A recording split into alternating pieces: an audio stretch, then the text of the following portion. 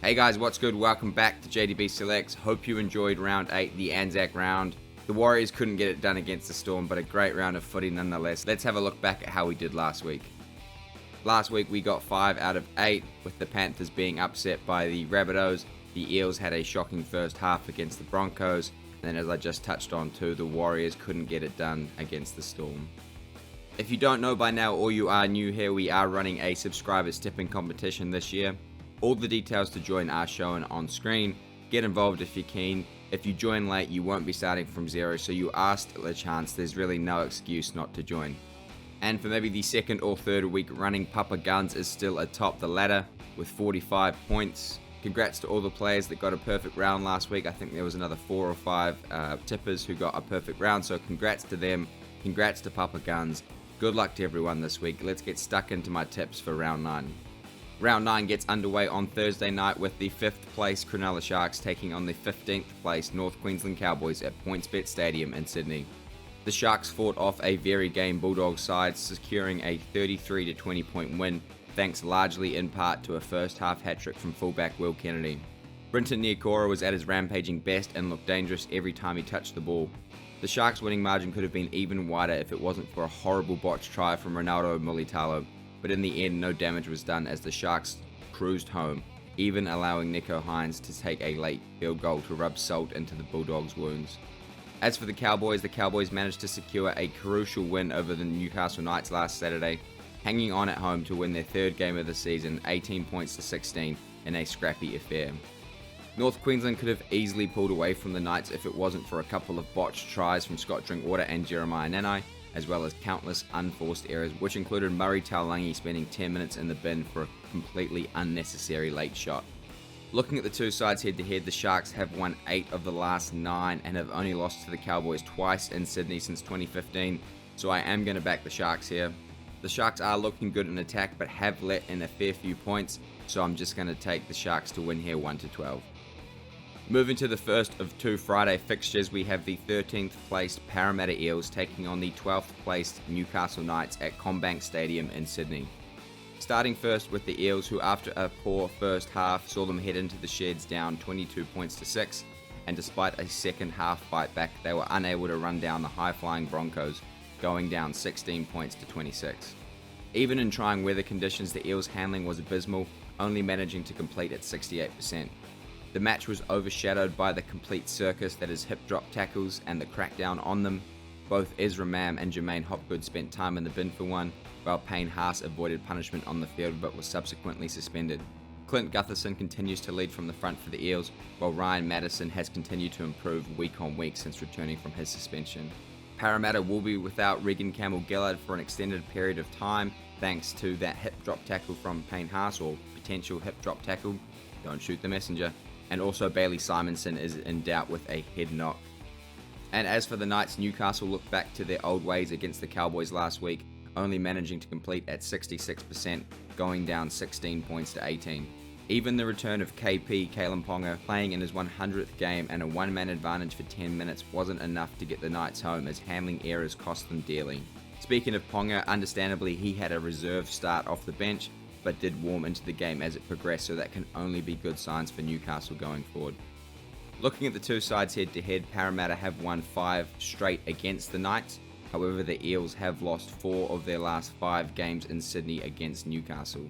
However, in saying that, I do think Parramatta win this one, so I am going to take the Eels here by 1-12 points.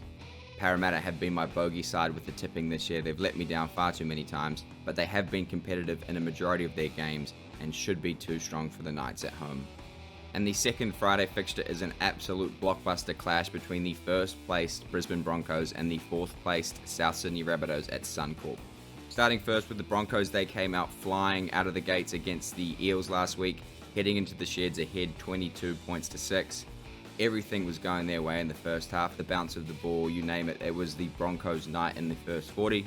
That all changed, however, in the second half as the weather conditions changed. Broncos could only manage 4 points while the Eels managed to put 10 on them, and they did spend time with Ezra Mam in the bin. And speaking of Ezra Mam in the bin, both he and Payne Haas will miss this game due to suspension for hip drop tackles. Obviously Mams I thought was pretty clear cut, whereas Payne Haas is definitely up for discussion. However, that doesn't matter as both players will be unavailable for this one.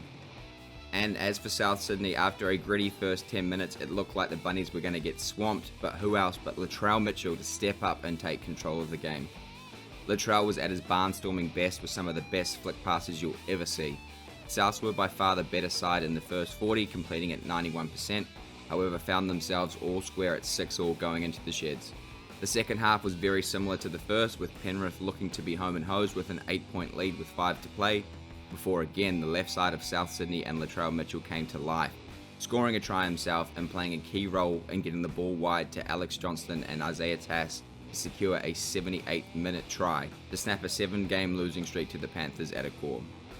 Looking at the two sides head-to-head, there are no clear stats that I can find as both sides have enjoyed success over the other in recent times, although in their last 5 games at Suncorp it's gone win-loss, win-loss, win. And if that trend was to continue, it would mean that it's South's turn for a win at Suncorp. Not even based off that stat, but just in general, I do think South Sydney win here. I think the loss of Mam and Payne Haas are massive outs for Brisbane, and South Sydney are full of confidence at the moment after beating Penrith last week. So South's 1-12 for me. And then kicking off the action on Saturday, we have the 11th placed Canberra Raiders taking on the 8th placed Dolphins at McDonald's Park. Starting first with the Raiders, they'll be well rested after enjoying the bye last week. Prior to that, back in round 7, they beat the Dragons 20 points to 14 thanks to a late runaway try from Hudson Young. It was a very far from convincing win, with the Dragons having the lion's share of possession and leading in most key stats. However, the Raiders hung in there and showed their gritty mentality to secure the win. Good news too for Canberra, as Jordan Rapana is back in action this week after he suffered that sickening head cut again in the game against the Broncos, so that's a massive in for Ricky Stewart and his men. And as for the Dolphins, wowee, we witnessed something truly special on Sunday afternoon, with Wayne Bennett and the Dolphins pulling off the record-equaling biggest comeback in Australian Premiership history, clawing their way back from 26-0 down to win 28 points to 26. Unbelievable. In the first half, Redcliffe only had 36% of possession and missed 20 tackles before a try from Robert Jennings just before the break sparked the history-making comeback. Everything flipped in the second half, with the Finns enjoying a whopping 67% of possession and completing at 91%, running down the Titans in a complete team effort that saw everyone from Big Marky Nichols, Jared Wallace and even Ewan Aiken nabbing 4-pointers. Absolutely unbelievable turnaround. I honestly had considered turning it off at halftime because I had tipped the Dolphins and I was pissed off, but so glad I didn't. Fins up, baby. Looking at the two sides head to head, there's obviously no stats or history to go on, as this is the first time these two sides have met, but I do like the Raiders in this one. I think the Raiders at home off the bye is big, and I also think the short turnaround for the Dolphins after such a big gutsy performance might be too much for them, so I am going to take the Raiders by 1-12. But honestly, after last week, I would not be surprised if the Finns get it done again. Moving now to the second game on Saturday, it's the second placed Manly Sea Eagles taking on the 10th placed Gold Coast Titans at Four Pines Park in Sydney. Manly managed to hold off a valiant West Tigers outfit, securing a 22-16 point win. Despite only enjoying 42% of possession and a completion rate of 67%, Manly were able to score when it mattered, breaking the hearts of West Tigers fans to secure the victory. Big concerns for Manly fans as Tommy Turbo left the game early with a groin injury. However, coach Anthony Seibold has said he will be named to play this week. Brad Parker also suffered a knee injury in the game against the Tigers and is looking at an extended stint on the sideline. It's not all bad news for Manly fans though, as Christian Tuipulotu and Kalma Tuolangi are both expected back this week. Now moving to the Gold Coast, there's not too much to say about the Titans. Unfortunately, they managed to blow a 26-point lead to the Dolphins last week, being completely run down and dominated in the second half to go down 28 points to 26. It's hard to say this now, especially after last week, but I have really enjoyed what I've seen from the Titans this year. The likes of Brimson, Foran, Fotuaika, Fasua Malaawi, you name it. There's been so many shining lights in the Titans side, but they just have this habit of blowing it and giving it away. They obviously thought they were home and hosed and the Dolphins had no shot at clawing that back. They were sadly mistaken. It's worrying signs for the Titans, who on attack look so deadly when they're clicking, but their defense and their resilience is just not there. Looking at the two sides head to head, Manly have won 3 of the last 4 games against the Gold Coast. However, Manly have lost 3 of the last 4 games against the Gold Coast in Sydney, so make of that what you will. I do like the Sea Eagles though in this one. I think they will be too strong for the Gold Coast, who unfortunately just don't have the mental fortitude to bounce back against the Sea Eagles after last week's horrible loss. And rounding out Super Saturday, we have the 3rd placed Penrith Panthers taking on the last placed Wests Tigers at Carrington Park in Bathurst. Starting first with the Panthers were unable to hold off South Sydney, going down 20 points to 18 in a close back and forward contest. Stephen Crichton scored all 18 points for the Panthers, bagging himself a hat-trick as well as 2 conversions and a penalty goal. Penrith didn't quite look themselves, especially through the middle. However, it was their edge defence that ultimately cost them the game, letting Latrell through for an easy try, especially in Latrell standards anyway, and then obviously missing key tackles in the last dying seconds of the game to allow Isaiah Tass to score the match winner. And as for the West Tigers, they were unable to beat Manly, going down 16 points to 22, despite a valiant effort. The Tigers managed to score just as many tries as the Sea Eagles, however it was 2 penalty goals and a missed conversion that ultimately cost them the game. The Tigers are showing signs of life again, as I feel like I say most weeks. They enjoyed 58% of possession, they had the superior completion rate, they were ahead on pretty much every key stat, but just couldn't ice it, they couldn't find the line. It's such a shame because they talked so much about how good their attack was going to be this year. They had all of these key players in, and it's just not there. I know they are dealing with injuries, I know Adam Dewey being out is a massive out, but they need to start being able to put teams away, especially when they have that amount of possession and completion. Looking at the two sides head to head, the Panthers have won 8 of the past 10 games against the Tigers, so unfortunately for Tigers fans, I don't think this is the week that they get that first win. I think the Panthers will want to bounce back strong after letting the game against South slip, so Panthers 13 plus for me. And kicking off the 2 Sunday fixtures, we have the 7th placed NZ Warriors taking on the 9th placed Sydney Roosters at Mount Smart Stadium here in Auckland. The Warriors turned up against the Storm in the first 40, going to the break ahead 18 points to 12, before a handful of injuries in the second half saw them left with no one on the bench, eventually going down 22 points to 30. I know I'm biased, but obviously I thought the Warriors looked good against the Storm. They managed to complete at 89%, which is outstanding, especially by the Warriors standards. Just the injury toll in the second half was too much for us to overcome. That now means that Tohu Harris, Jazz Tavunga and Chance Nickel-Klokstad will all miss this game against the Roosters, which is such a shame, but we will be boosted by the return of Wade Egan, who is back from a concussion. And as for the Roosters, they managed to get past the Dragons and secure an Anzac Day W, winning 27 points to 26 thanks to a Luke Carey field goal.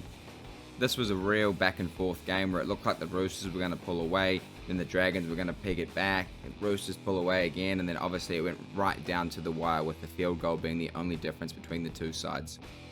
The Roosters are still far from their best. They only could manage 47% of possession and a 72% completion rate, and St. George either matched them or beat them in most of the other key stats. I'm still not quite sure how I feel with Manu at 6. He obviously scored a try and had moments of brilliance, but I'm not sure he's the long-term solution for the Roosters' problems. And they may also now be without Victor Radley, who was sent off for the 1,000,000th time. More bad news too for Roosters fans, as Daniel Tupou suffered a hamstring injury and is looking at an extended stint on the sideline. But good news though is Nat Butcher is back this week from suspension. Looking at the two sides head to head, the Roosters have won 6 straight against the Warriors. However, the Warriors have won 2 of the past 3 games against the Roosters at Mount Smart. Now, as much as it's going to hurt, I am going to tip the Roosters here by 1 to 12 points. The Warriors just have far too many injuries at the moment. It's scary to think how good we could be if we could get the full strength side. I'll be cheering for them, and like I always say, I'll take an incorrect tip over a Warriors win, but I am going to back the Roosters in this one by 1 to 12 points. And the final game on Sunday of round 9 is the 14th placed St. George Illawarra Dragons taking on the 16th placed Canterbury Bankstown Bulldogs at Wynn Stadium in Wollongong. The Dragons fought hard against the Roosters on Anzac Day, even outscoring them 5 tries to 4. However, the 2 missed conversions from Zach Lomax proved to be costly, and Luke Carey broke Dragon fans' hearts in the 73rd minute with a 1-point field goal to secure a 27 to 26 point win. It was a scrappy back and forth contest with both sides having fairly low completion rates, although the Dragons did beat the Roosters in almost every key stat except the scoreboard. And as for the Dogs, they went down to the Sharks 20 points to 33 in a high-scoring affair. The damage was done early for the Sharks, with Will Kennedy scoring a hat-trick in the first 20 minutes. However, the Dogs hung in there and fought back hard. The Bulldogs have been fighting hard though. Obviously, they're another side that is completely riddled with injuries and replacement players, but they still keep turning up, and I don't want to count them out just yet. Unfortunately for Doggies fans, Jacob Kiraz and Fa'amanu Brown are still a week or two away from return. Addo-Carr isn't expected back until round 15, Franklin Pele isn't expected back until round 14, and Chris Bartolo isn't expected back until round 12. Looking at the two sides head to head, there are no clear stats to go on here, as both sides have enjoyed success over the other in recent times. They have also only played one game in Wollongong in the last 10 years. On that day, back in 2020, the Dragons got the W 28 points to 22 in a close game. Another super tough game to tip, both sides up and down, fairly out of luck at the minute, but I am going to side with the Bulldogs in this one. I think the Doggies have shown so much fight. They're due a win. The Dragons haven't been convincing. Maybe it's a bit of bias because I kind of want the Doggies to go well, but it is what it is. Dogs 1 to 12, that's my tip. Take it or leave it. So in summary, I'm taking the Sharks, the Eels, the Bunnies, the Raiders, and the Sea Eagles by 1 to 12 points. I'm taking the mighty Penrith Panthers 13 plus over the West Tigers. I'm taking the Roosters 1 to 12, and I'm taking the upset, the Doggies 1 to 12 against the Dragons to finish out round 9. Alright, bang, and just like that, we are done for another week, a short week, so only a few days to get your tips in this week, guys. Don't forget, thanks as always for watching, and I'll see you in the next one.